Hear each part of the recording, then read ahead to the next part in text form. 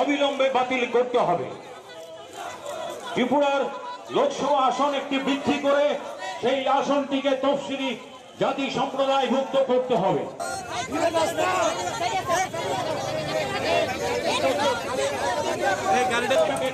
প্রতিষ্ঠিত করেছিল তাদের কাছেই সেই ভীষণ ডকুমেন্ট সার্টিফিকেটের দোষীদের কঠোর শাস্তির ব্যবস্থা করতে হবে। সংগ্রাম ছাত্রছাত্রীদের বেতনের পরিমাণ বৃদ্ধি করতে হবে। শিক্ষাকে বেসরকারীকরণ করা চলবে না। ত্রিপুরার 99% খারাপের চলে, 1% ভালো। অনুরোধ করছি আপনারা সবাই মিছিলের পেছন দিকে চলে যান, গাড়িটির পেছন দিকে চলে যান। বক্তব্য ছিল আজকে 10,323-এর উপর ক্রমাগত তাদের আন্দোলনের উপর আক্রমণ নামিয়ে আনছে। তাদের পুনর্বহলের তারা যেন তেন প্রকারেণ সংবিধান সংশোধন করে আইন তৈরি করে তারা ব্যবস্থা গ্রহণ করবেন।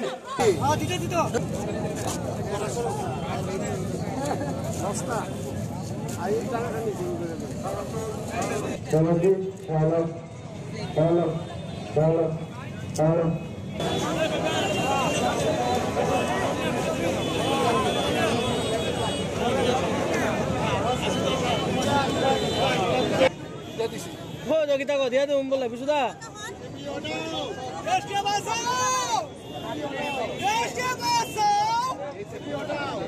শেষে থাকবে এবং প্রত্যেকেই যারা মিছিলে অংশগ্রহণ করছেন তাদের কাছে অনুরোধ রাখবো যে আজকের এই জমায়েতের ওই বিষয়গুলো তফসিলি জাতি সমন্বয় সমিতি বিজেপি আইপিএফটি জোট সরকার ক্ষমতায় আসার আগে যে প্রতিশ্রুতি দিয়েছিল আজকে সমস্ত প্রতিশ্রুতি তারা ভঙ্গ করছে। জনগণকে প্রতিশ্রুতি দিয়েছিল 50,000 চাকরি, রেগার মজুরি 340 টাকা, 200 দিনের কাজ, শিক্ষক কর্মচারীদের 7ম পে কমিশন, অনিয়মিতদের নিয়মিতকরণ, 10,323-এর স্থায়ী কর্মসংস্থান, এসসি এসটি তাদের সমস্ত প্রকল্পগুলি আজকে কার্যকারী করছে না। এই প্রতারণার বিরুদ্ধে, এই জোট সরকারের প্রতারণার বিরুদ্ধে আমরা জনতার আদালতে আজকে চার্জশিট দাখিল করব। এই সরকার মা বোনদের উপর অত্যাচার হচ্ছে, আক্রান্তরা গ্রেপ্তার হয় না, শাস্তি পায় না, খুন হয়ে যায়, আসামি গ্রেপ্তার হয় না, মিছিলের উপর আক্রমণ, অফিস আক্রমণ, জীবন জীবিকার উপর আক্রমণ, বাড়িঘর জ্বালিয়ে দিচ্ছে, অথচ একটা প্রতিশ্রুতিও পালন করছে না। তার বিরুদ্ধে জনতার কাছে, জনতার আদালতে আমরা বিচার চাইতে কর্মসূচি গ্রহণ করেছি।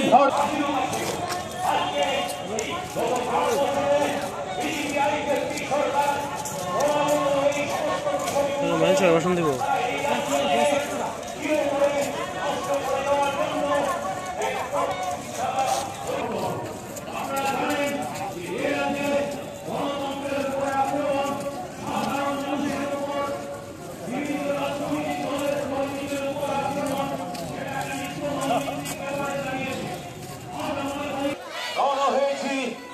জনতার আদালতে বিচার দেওয়ার জন্য।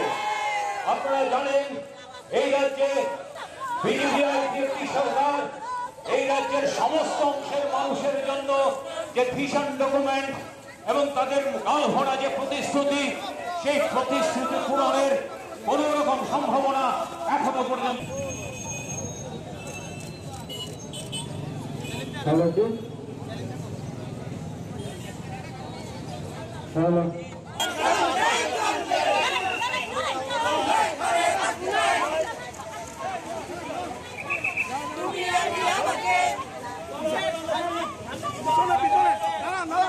জনগণ অত্যাচারিত বঞ্চিত জনগণ আসছে। আমরা দাবি জানাচ্ছি রাজ্যের এই জোট সরকারের অত্যাচারের বিরুদ্ধে, প্রতারণার বিরুদ্ধে বিচার চাইতে আজকে আমাদের এই কর্মসূচি আমরা গ্রহণ করছি। এই কর্মসূচি সফল করার জন্য সমস্ত অংশের জনগণের কাছে আহ্বান রাখছি। প্রথমেই থাকবে, পরবর্তী সময় আমাদের তফসিলি সমন্বয় সমিতির অঙ্গ সংগঠন